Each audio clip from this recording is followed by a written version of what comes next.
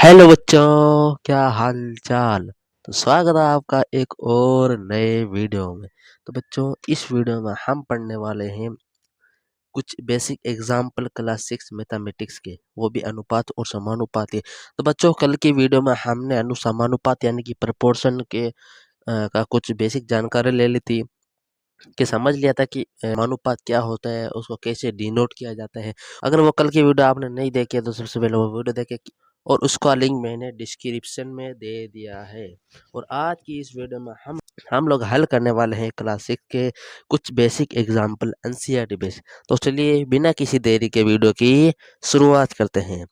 कि example number 8 क्या बोल रहा है कि क्या अनुपात 25 ग्राम अनुपात 30 ग्राम और 40 किलोग्राम अनुपात 48 किलोग्राम समानुपात में है क्या।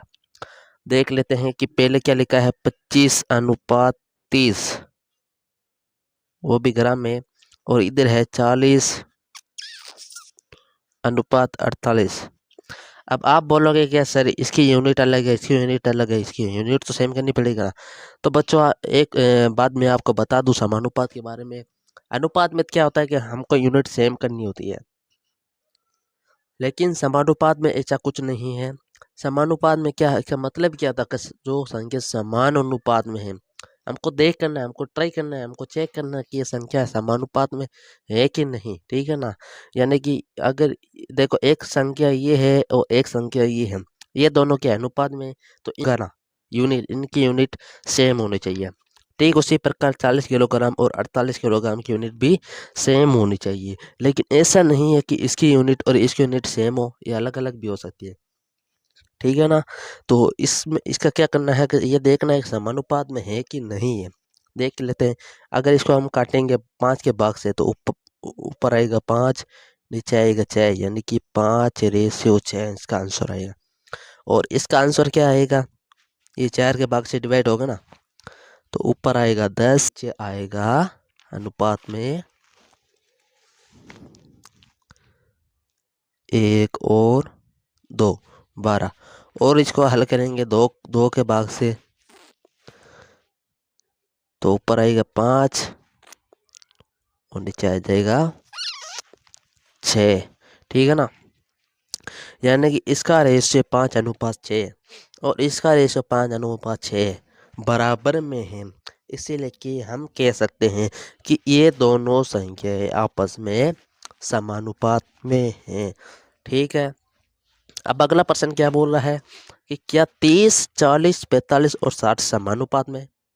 चेक कर लेते हैं।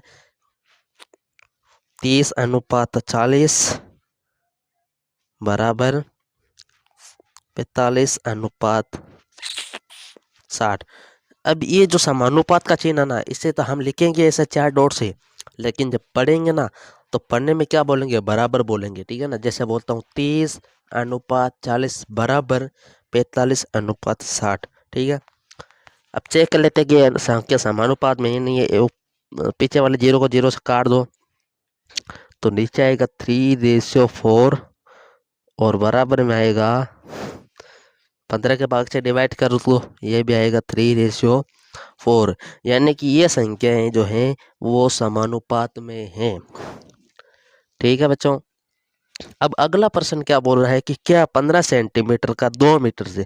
अब यहाँ देखना, पिछले वाले क्वेश्चन में क्या था, मतलब यूनिट सेम थे ना, इसकी यूनिट सेम थी, इसकी यूनिट सेम थी। अब इस प्रश्न में है ना, यूनिट अलग अलग है। ठीक है ना। जैसे क्या बोल, क्या 15 सेंटीमीटर का 2 मीटर से और 10 सेकंड का 3 मिनट से अनुपात एक समानुपात बनाते हैं। अब जब अनुपात की बात आती है तो हमको मालूम ही है कि यूनिट सेम बनानी पड़ेगी ना। तो एक तो है 15 सेंटीमीटर, इसके अनुपात में बनाने के लिए अनुपात में ये 2 मीटर है, और यूनिट सेम करने के लिए 2 मीटर को हमको 100 से मल्टीपल करना पड़ेगा, तभी सेंटीमीटर में आएगा ना। यानी कि ये आएगा 200 सेंटीमीटर। आ गया 15 सेंटीमीटर अनुपात 200 सेंटीमीटर। हल करें 5 के भाग से, अगर इन दोनों का डिवाइड करेंगे ना, तो एक ऊपर तो आ जाएगा 3 और इधर आ जाएगा 40। यानी कि इसका अनुपात कितना है, 3:40। और दूसरा क्या बोल रहा है कि 10 सेकेंड, 10 सेकेंड अनुपात 3 मिनट।